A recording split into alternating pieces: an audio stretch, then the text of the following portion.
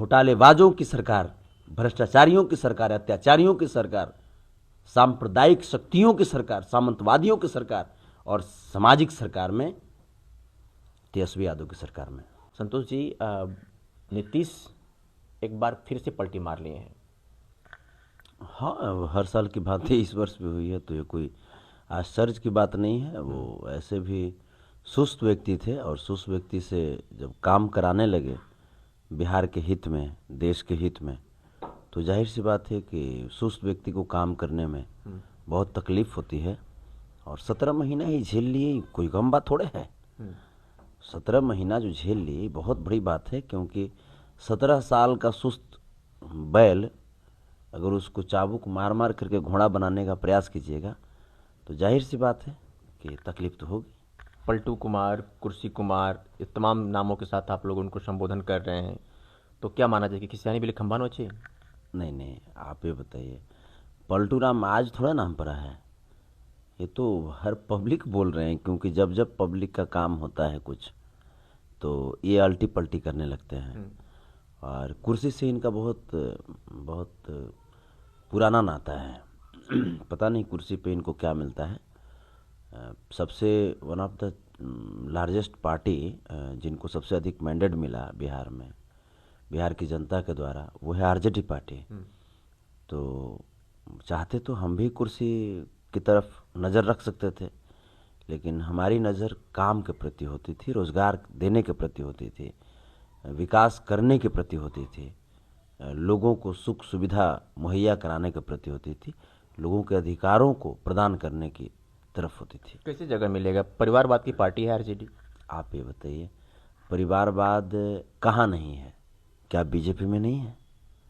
RJD की अगर बात बोलते हैं तो मैं आपको मैं कुछ नाम में गिनाना चाहता हूँ, आप ये बताइएगा कि ये परिवारवाद नहीं तो क्या है। मेनका गांधी, उनके बेटा वरुण गांधी बीजेपी में है।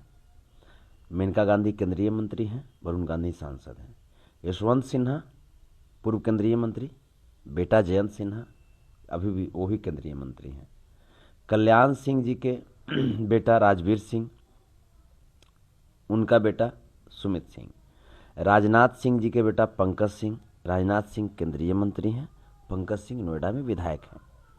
वसुंधरा राजे, दुष्यंत राजे, वसुंधरा राजे पूर्व मुख्यमंत्री रह चुकी हैं राजस्थान की, बेटा दुष्यंत राजे सांसद हैं। मैं आप ही से मैं पूछ रहा हूँ। रमन सिंह पूर्व मुख्यमंत्री, अखिलेश सिंह सांसद। साहिब सिंह वर्मा पूर्व मुख्यमंत्री दिल्ली के, परवेश वर्मा सांसद। आप ये बताइए, लखीराम अग्रवाल वरिष्ठ नेता वो भी रहे हैं, अमर अग्रवाल भाजपा में ही। प्रमोद महाजन पूर्व केंद्रीय मंत्री, बेटी पूनम महाजन सांसद। गोपीनाथ मुंडे पूर्व केंद्रीय मंत्री, पंकजा मुंडे बेटी सांसद। प्रेम कुमार धूमल हिमाचल प्रदेश के पूर्व मुख्यमंत्री, अनुराग ठाकुर वर्तमान में सांसद और मंत्री भी हैं। वेद प्रकाश गोयल वरिष्ठ नेता रहे हैं भाजपा में, पीयूष गोयल केंद्रीय मंत्री। राष्ट्रपति का नाम नहीं आया आपको?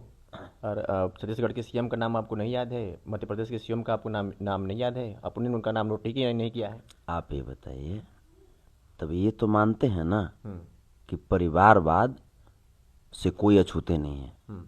परिवारवाद भाजपा में भाजपा करेगी, वही करेगा आरजेडी भी। नहीं, वो हम वही कैसे कर रहे हैं? 17 साल में उन्होंने अराजकता का माहौल किया बिहार में, बेरोजगारी का आलम भर दिया। हमने वो तो नहीं किया।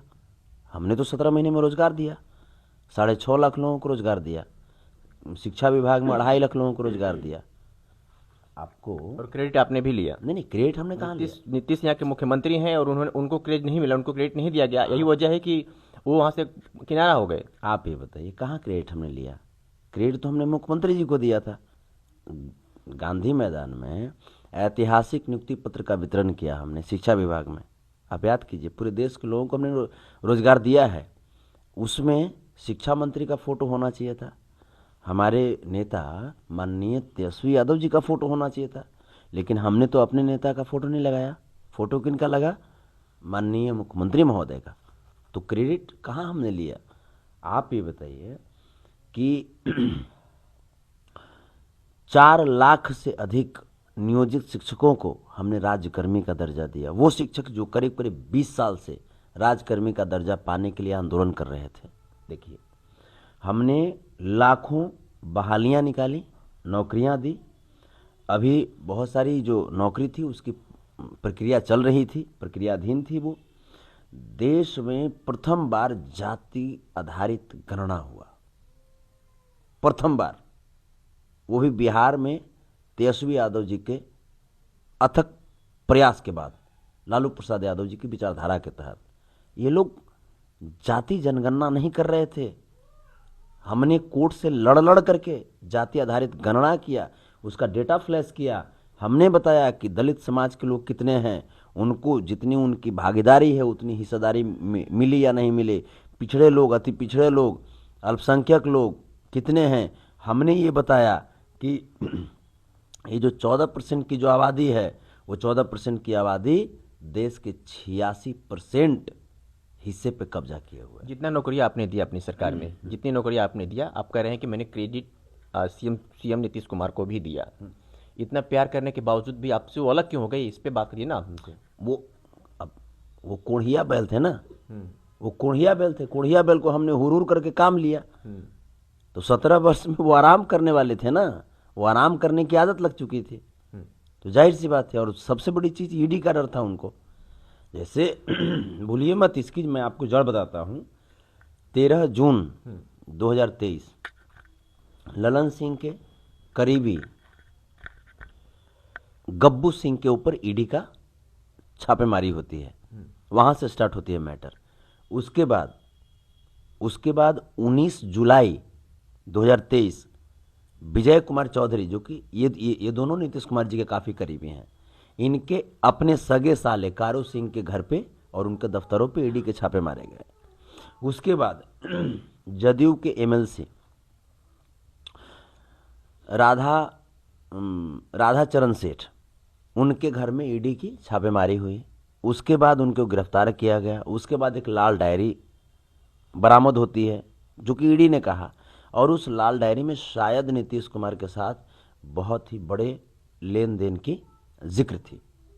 इसलिए बीजेपी के तरफ से ये इशारा आया कि आप या तो इधर आ जाओ, नहीं तो आपको हम इधर ले आएंगे। आप कह रहे हैं कि ईडी की डर से वो भाग गई बीजेपी में, लेकिन ईडी तो अपना काम कर रही है। हाँ, परेशानी क्यों आरजेडी को? बिल्कुल, ईडी तो काम कर ही रही है। नरेंद्र मोदी का बात मान रही है, अमित शाह का बात मान रही है। इससे बढ़िया और काम क्या हो सकता है? इससे बढ़िया और काम क्या हो सकता है? जो देश में जो काम करने वाले नेता हैं उनको परेशान कर रही है। विपक्ष के नेताओं के ऊपर जबरदस्ती 20-20 साल पुराना केस खोल करके उनको जेल भेजने की तैयारी कर ऐसा रही है। क्यों लगता है कि आरजेडी अपना काम करे, सरकारी एजेंसी से कोई काम करते हैं तो विपक्ष को इतनी परेशानी हो जाती है? ऐसा क्यों लगता है आपको कि भाजपा करवा रही है? आप ये बताइए कि जिस प्रकार से अभी ये जो कार्रवाई चल रही है ईडी की, चाहे वो लालू प्रसाद यादव जी को लेकर के हो, या तेजस्वी यादव जी को लेकर के हो, या हेमंत सोरेन जी को लेकर के हो, या अरविंद केजरीवाल जी को लेकर के हो, ये क्या है? ये क्या है? लालू प्रसाद यादव जी का जो मामला है, जो जॉब स्कैम है, लैंड फॉर जॉब ऐसा कुछ करके जो स्कैम है, वो 2004 से 9 की मामला है। आज उसकी क्या जरूरत है? चुनाव के समय क्या जरूरत है? ये जैसे ये कौन सा ईडी का कार्रवाई है जो सरकार जाती है, शाम को 4 बजे सरकार जाती है और रात्रि को 9:40 में आपके पास नोटिस चला आता है? ये कौन सी ईडी की कार्रवाई है? तो सब लोग 14.25 करोड़ के बिहारी, जो हमारे जो भाई हैं, बहन हैं, वो सब देख रहे हैं इस बात को। जो 142 करोड़ की जो आबादी है देश की, वो लोग देख रहे हैं। गठबंधन को लेकर क्या कहेंगे? अब तो टूट गया सब, भाजपा कैसे हारेगी? मजबूत हुआ है। अरे कैसे? आप घर से कचरा हटाइएगा तो घर कमजोर होगा या साफ होगा? घर और मजबूत हुआ ना। हम लोग कचरा हटा दिए, वो सड़े हुए विचारधारा के व्यक्ति थे, उनको हमने हटा दिया। अब जो भी आप देखिए, आपके उत्तर प्रदेश में कितना बढ़िया से सब कुछ हुआ है, सीटों का बंटवारा हुआ है। प्रथम फेज का, फर्स्ट फेज का जो सीटों का बंटवारा हुआ, काफी राजी खुशी के साथ हुआ। हर जगह वही होगा। 142 करोड़ की आबादी इस बार प्रण कर चुके हैं कि इस लोकतंत्र के हत्यारे को, भ्रष्टाचारियों को, बलात्कारियों को देश की सत्ता से उखाड़ करके बाहर फेंक देंगे। संविधान के कत्ल करने वालों को। ये लोग महात्मा गांधी जी के हत्यारों का पूजा करते हैं, ये लोग बाबा साहब की मूर्ति तोड़ते हैं। ये लोग को पहले राम के नाम लेने से लगा कि वोट नहीं मिलेगा, तो राम के बाद पलटू राम का नाम लेने लगे कि शायद वोट बढ़ जाए। और जब पलटू राम के भी नाम से इनको जब लगा कि नहीं इससे भी काम नहीं चलेगा, तो अपने जो 3 तोते हैं, बीजेपी के 3 जमाई, ईडी, आईटी, सीबीआई, ये तीनों तोतों को आदेश दे दिया कि तमाम विपक्षी नेताओं के ऊपर मनगढ़ंत पूछताछ चालू कर दो। मानवता को शर्मसार करने वाली पूछताछ हुई है तेजस्वी यादव जी के साथ भी और तेज प्रताप यादव जी के साथ। नौकरी के बदले जमीन का मामला आएगा तो लालू वही जी के पूछताछ साथ। तो होगी ना। नौकरी के बदले जमीन का मामला आएगा तो पूछताछ तो सरकारी एजेंसियां करेंगी ही। तो आप ही बताइए ना, कितनी बार पूछताछ? नरेंद्र मोदी जी को किस पे विश्वास है? क्या ईडी के जो अफसर हैं वो ज़्यादा नरेंद्र मोदी जी की तरह ही पढ़े लिखे हैं क्या? आप तेज तर्रार अफसर को बैठाइए ना। और अगर आपको ऐसा लग रहा है कि ईडी वाले ठीक से नहीं पूछते हैं या लालू जी या तेजस्वी जी ठीक से जवाब नहीं देते हैं, तो गांधी मैदान में करा लीजिए ना, ओपन मंच लगा दीजिए और पब्लिक डोमेन में आप पूछताछ कीजिए। हम भी देखते हैं लालू प्रसाद यादव जी कैसे जैसे जवाब नहीं दे रहे हैं। वो तो उनके सामने, उनसे स्पष्ट नेता कौन है इस देश में? बताइए ना, तेजस्वी यादव जी से स्पष्ट नेता कौन है देश में? कैसे सरकार फिर से बनेगी आरजेडी की? सिर्फ आखिरी सवाल मेरा। जनता है, पब्लिक भगवान होते हैं, पब्लिक मालिक है और पब्लिक पे भरोसा है। पब्लिक पिछली बार भी हमें स्पष्ट मैंडेट दिया था, लेकिन ये तो ईवीएम का घोटाला हुआ, मत का घोटाला हुआ, और तब जाकर के ये लोग पिछले दरवाजे से सरकार बनाए थे। इस बार सब पब्लिक देख रही है और 17 साल बनाम 17 महीने ये चर्चा में है।